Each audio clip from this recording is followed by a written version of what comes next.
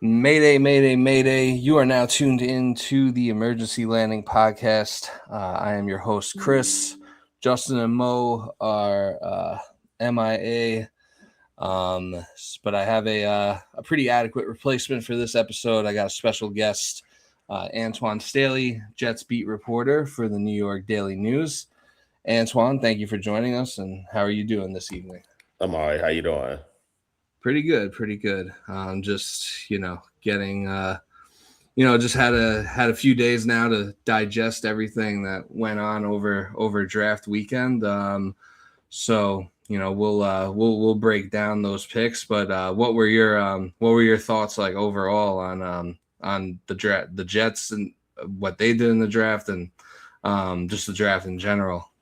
They hit on like picks that they had. I mean, obviously, it was always the Reese and Bailey debate there. I mean, they ended up taking Bailey, which is more they proven as far as production level as an edge rusher there over Reese's, which is more of a guy that's like upside, like he has more potential there. But yeah, I can understand why they did what they did. I mean, they're trying to win games this year, and they want to not only get guys that were productive, but guys that were in winning programs too. And I think you kind of saw that just with the picks that they had, whether you talk about, Bailey or also Sadiq there and Cooper too as well, and even Pons too as well, who they got on day two as well. So yeah, I like a lot of what they've done. I mean, even the day three picks too as well. I know the Clublet pick was kind of a bit of a head scratcher. It's not only them Yeah. trading up to get them, but also drafting them in the process too. But overall, outside of that, I thought I really like what they had to do overall. Yeah, so starting with the Bailey pick, were you? I mean, obviously, it was it came down to being a two-man race for between Arvell Reese and David Bailey. So obviously, like and I thought it was going to be Reese leading up, just because in my experience of following football and following the NFL draft, it always seems like whatever you kind of initially thought was going to happen is what ends up happening, and like the last minute leaks that come in are kind of more typically I feel like end up being more like smoke screens. So I was still kind of expecting it to be Reese, but for some reason, like once Goodell got up there to announce the pick, kind of knew I kind of knew in my heart it was going to be Bailey, like in that moment. Were you surprised at all? Like, were you expecting them to go Reese there, or what were your thoughts on that? And what are your thoughts kind of on, I guess, the some of like the messaging or the process of how they kind of made this pivot from Reese to Bailey? Well, I don't know if they made a pivot, to be honest with you. I think people just assumed that they knew what the Jets were going to do. Like they didn't necessarily have any leaks or anything like that. So it wasn't like they were putting the information out there. It was just, I think people were trying to just gauge on whether Speculative. they want to take a guy that's proven production over a guy that's had upside, incredible upside. So yeah, I think that was just kind of educated guess for some of us, and some of us got it wrong, and some of us got it right. But I thought Reese was going to be the pick too, just because of the upside, and I think you could do a lot more with him. And I had concerns about Bailey, as far as him being a run stopper too, as well, especially when you already have a guy like Will McDonald on the other side who also has very similar issues. I think they're kind of similar Yeah. type players, so that was always my concern. But they decided to go with more of the proven commodity, and there's nothing wrong with that too. Is again like Aaron Glenn, it's a lot of pressure on him to you know, do win more games than what they did last year. So you can definitely understand why they would take something that a guy that's more of a proven commodity, especially the edge rusher position, and 23 years old, who will be 23 years old, as opposed to a guy that's barely going to turn 21 once the season starts. Yeah. I mean, I don't really have any issue with the pick, and I know a lot of like the national media messaging around it was like that. It was kind of like, we need to win games this year. Aaron Glenn needs to win games to, keep his job safe. Was kind of like the messaging around it, which I think that you kind of rather just hear like we thought Bailey was the better player and that's why we took him, and not necessarily like all that other stuff. But I think at the end of the day, like I wouldn't have really had an issue either way. I think with like Reese is kind of, he's like a jack of all trades, but I'm not sure if he's a master at any. But we do know that David Bailey can, we do know David Bailey can sack a quarterback and wreak havoc. And obviously the run game issues are, he does have his weaknesses with the run game, but at the end of the day, that's not really why you're drafting him. Yeah, I mean, I think that's part of it too. But yeah, I mean, that was just it could go either way. But like I said, I like the Reese Pitson because like you could put him at off ball linebacker, you could have put him at edge rusher too, and I think he would have produced too. It's going to be interesting now. Those two are always going to be linked to each other, especially with the Giants picking Reese. So I'm curious to see how Yeah. they use him. It seems like they're going to use him as an off ball linebacker, which could be the best thing for him because that was the spot that he's definitely familiar with.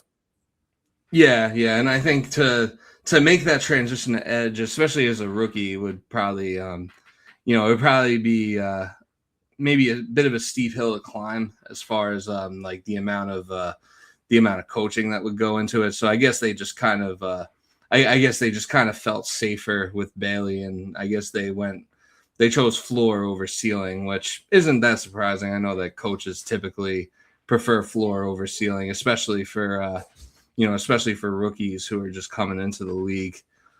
Then pick 16.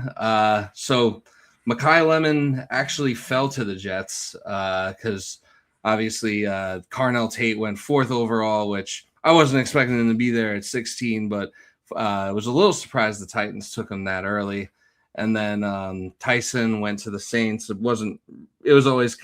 like Tyson the best out of the receivers, and it was always kind of a pipe dream that he would be there at 16, but Mekhi Lemon did actually make it. And I think myself included, and a lot of the fan base were kind of pounding the table for Mekhi Lemon at 16. And it was a little surprising, I thought, when they went with Kenyon Sadiq. Did you did you feel like, was that a surprise to you that they went Sadiq over Lemon in that spot, or what were your thoughts there? No, I mean, I talked about it. I had an article a few weeks ago prior to the draft that I knew they were interested in him. So, but I didn't think they Yeah. would take him.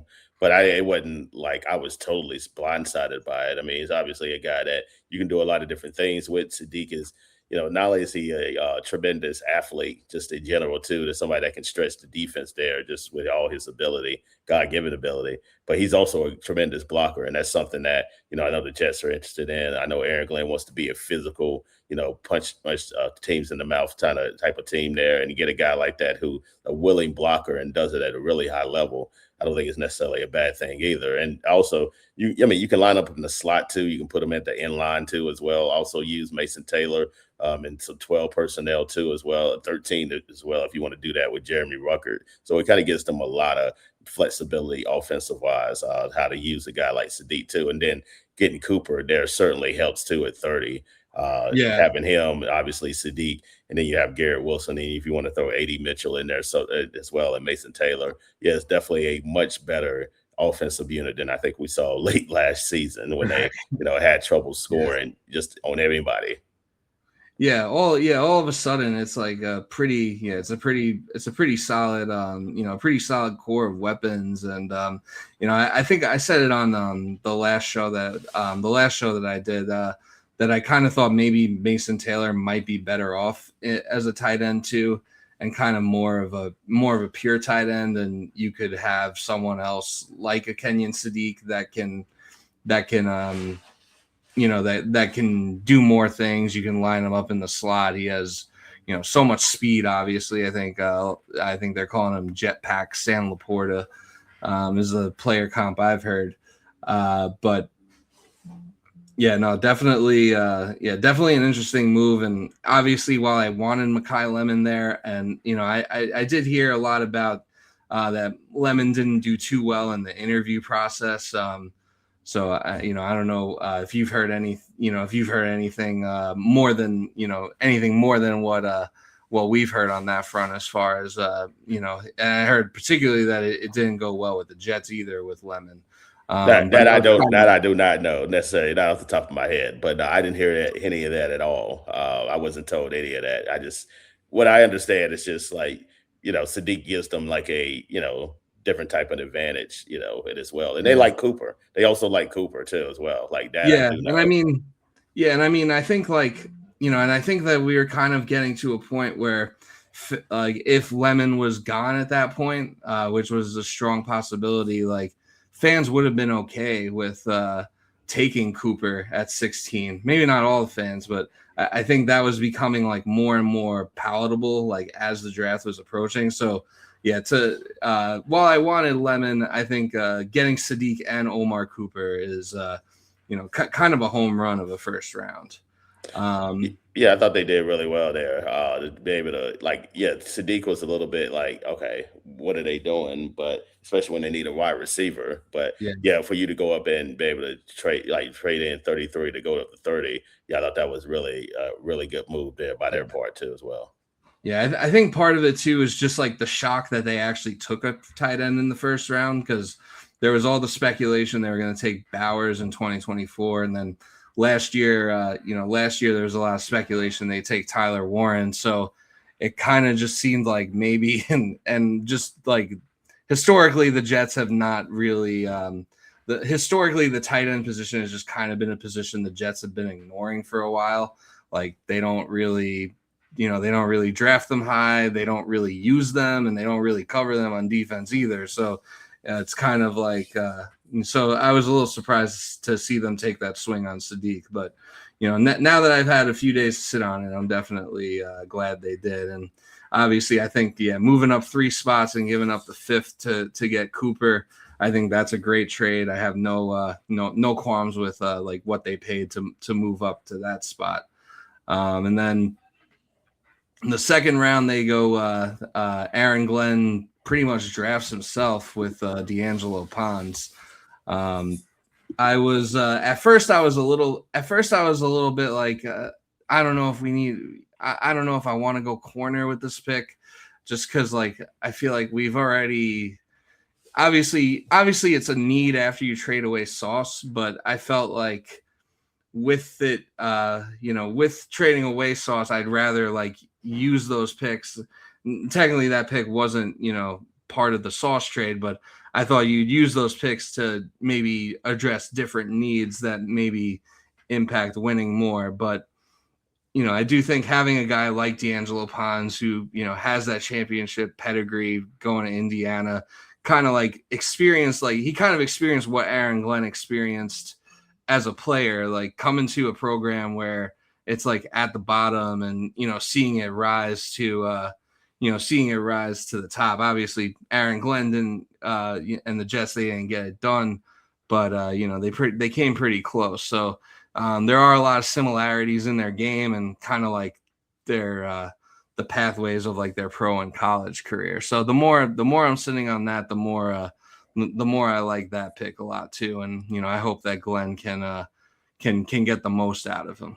Well, I think when you talk about, I mean, I think just coming into the draft, I thought the Jets were in a position they could take the best available player like the whole time because they had so many different needs there.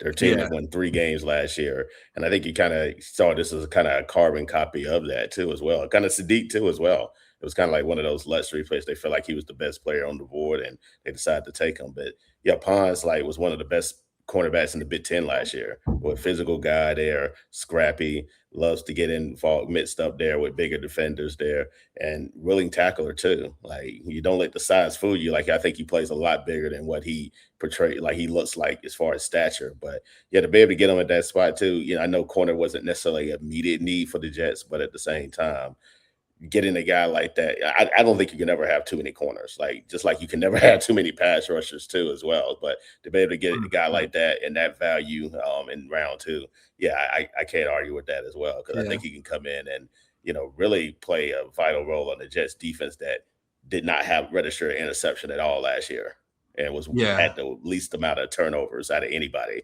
defensively wise.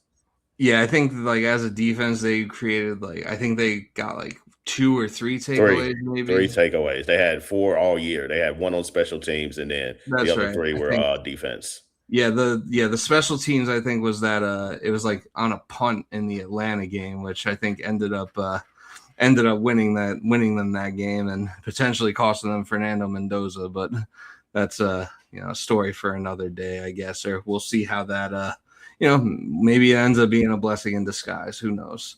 One thing I thought was interesting though about like the top 4 picks that they made is you know we've we've heard a lot about the mopiness of the Saleh era. Like Saleh was kind of mopey as a coach, and a lot of the players seem to kind of take on that personality. And they had a lot of players, like Sauce in particular, Brees, like players that are very like online, like active on I know what's his name, Deion Dawkins had that comment a few years ago that the Jets are like an Instagram team.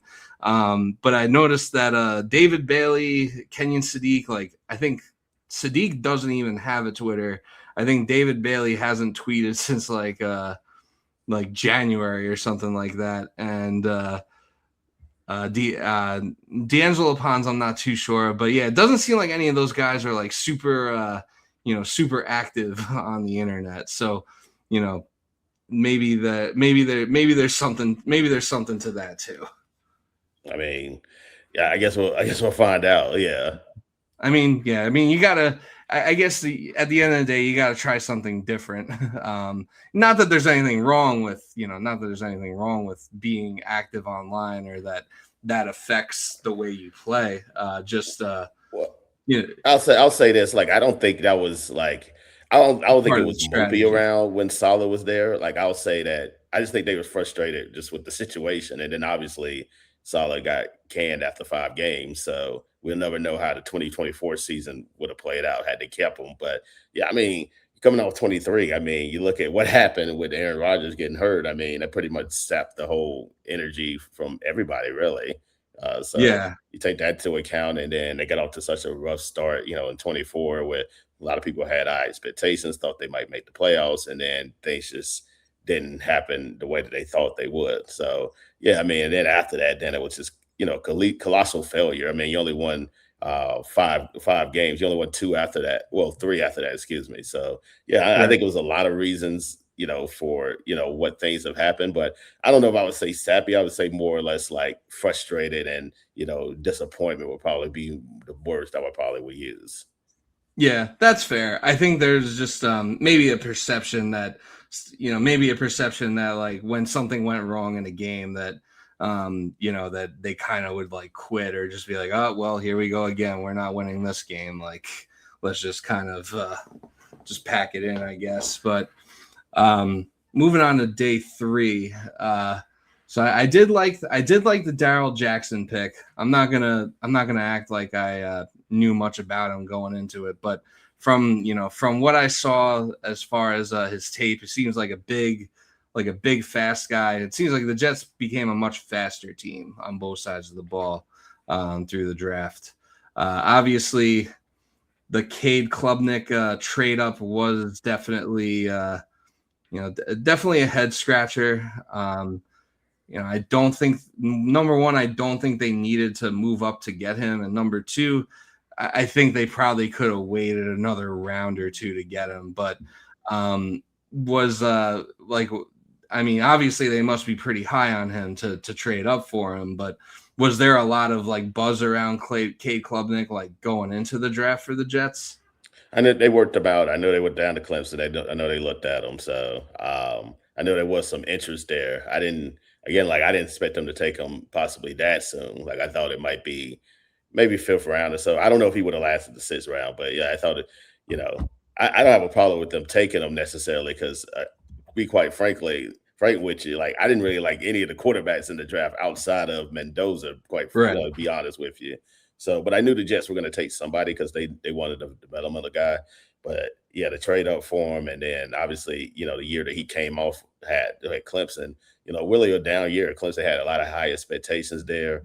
Um, really, some of it was his fault. I mean, just a lot of inconsistencies, especially accuracy there too as well. I know the Jets said he kind of was battling through some injuries there too as well. So that might have factored into why, his touchdown rate dropped nearly 20 touchdowns from 2024 to 25 last year. But Yeah, he definitely has a lot of talent. Was a 5-star athlete coming out of high school, and definitely has a ton of talent. It's just going to be interesting to see, can the Jets develop him to the point where, depending on if they end up signing a veteran, which it seems like they might, especially with the Russell Wilson potential interest.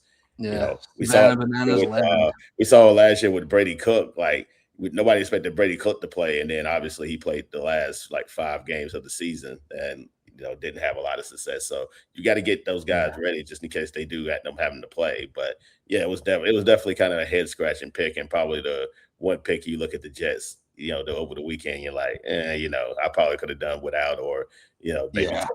at another spot. Yeah, overall, I thought, overall, I did think this day three was a lot better than last year's day three. Because I think, like, like in 2025, Muji kind of killed it day one and day two. He gets, he gets Membu round one, Mason Taylor round two, and then AZ Thomas in the third round. And then it kind of seemed like a lot of those picks on day three last year, he just kind of lit them on fire. Like, I didn't really come away thinking with the exception of Malachi Moore, I liked that pick, but I didn't really think like that was. It seemed like there was more of a plan this year at day three, but yeah, that was kind of like the one. That was kind of like the one blunder, but I would love to be.